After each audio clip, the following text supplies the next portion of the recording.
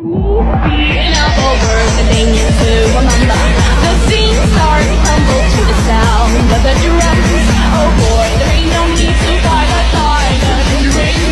It ain't no big thing, just show her a little. Baik, kami awali.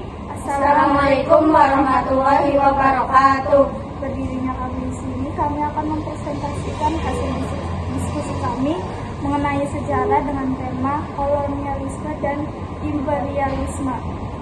Sebelumnya, izinkan kami untuk memperkenalkan diri dari yang sebelah kanan.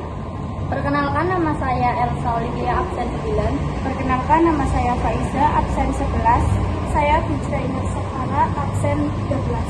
Saya Aprilia Susanti, absen 4. Saya Dosanika, absen 14. Penerapan sistem tanam paksa atau biasa disebut kultur sel-sel 1830 sampai 1870. Istilah kultur sel-sel sebenarnya adalah kewajiban rakyat Jawa untuk menanam tanaman ekspor yang laku dijual di Eropa. Rakyat pribumi menerjemahkan kultur sel-sel dengan sebutan tanam paksa. Hal itu disebabkan pelaksanaan proyek penanaman dilakukan dengan cara-cara paksa. Pelanggannya dapat dikenakan hukuman fisik yang amat berat. Jenis-jenis tanaman yang wajib ditanam yaitu tebu, gula, teh, tembakau, kayu manis, kapas, merica, dan lele.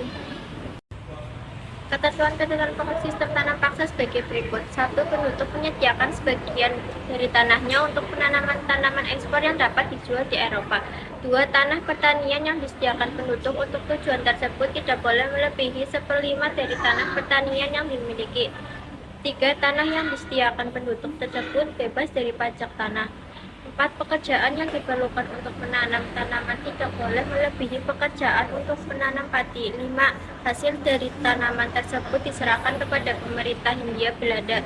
Jika harganya ditaksir melebihi pajak tanah yang harus dibayar rakyat, kelebihan itu diberikan kepada penduduk. 6. Kegagalan panen yang bukan karena kesalahan petani akan menjadi tanggungan pemerintah. 7. Bagi yang tidak memiliki tanah akan dipekerjakan pada perkebunan atau pabrik-pabrik milik pemerintah selama 65 hari setiap tahun. 8. Pelaksanaan tanam paksa diserahkan pada pemimpin-pemimpin pribumi. Pegawai-pegawai Eropa bertindak sebagai pengawas secara umum. Pelaksanaan sistem tanam paksa memberikan dampak bagi rakyat Indonesia, baik positif maupun negatif, yaitu A. Dampak positif, rakyat Indonesia mengenal teknik menanam jenis-jenis tanaman baru. Rakyat Indonesia mulai mengenal tanaman dagang yang berorientasi impor. B. Dampak negatif, kemiskinan serta penderitaan fisik dan mental yang berkepanjangan. Beban pajak yang berat, pertanian khususnya padi banyak mengalami kegagalan panen. Kelaparan dan kematian terjadi di banyak tempat, seperti di Cirebon 1843 sebagai akibat dari pemungutan pajak tumbuhan dalam bentuk beras serta di Demak dan di Grobogan sebagai akibat kegagalan panen. Jumlah penduduk Indonesia menurun dengan sangat drastis. Politik pintu terbuka. Dampak positif politik pintu terbuka: 1. Tumbuhnya perkebunan dan pabrik. 2. Dibangunnya fasilitas pembangunan di irigasi. 3. Rakyat Indonesia mengenal arti penting uang. 4. Pesatnya perkembangan ekonomi kolonial. 4. Existnya politik etis. Dampak negatif politik pintu terbuka: 1. Indonesia menjadi ajang eksploitasi modal uang. 2. Rakyat Indonesia tetap miskin dan menderita.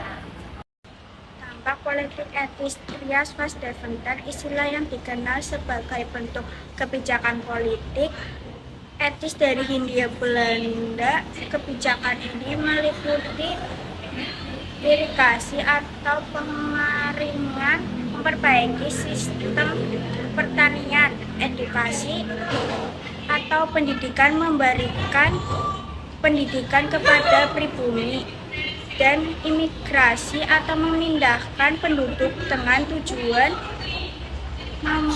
pemeratan wilayah. Namun pada pelaksanaannya Trias Vas Deventer tidak dapat diharapkan sesuai istilahnya. Pemerintahan kolonial Hindia Belanda masih enggan mengubah kondisi rakyat dan terus melakukan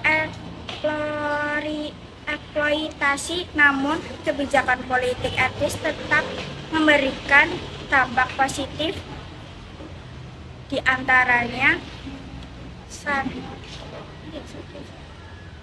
satu, munculnya golongan kecendekiawan, 2, terbangunnya saluran irigasi, 3, terjadinya pemerataan penduduk, 4,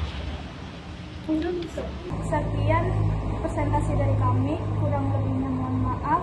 Kami akhiri. Wassalamualaikum warahmatullahi wabarakatuh.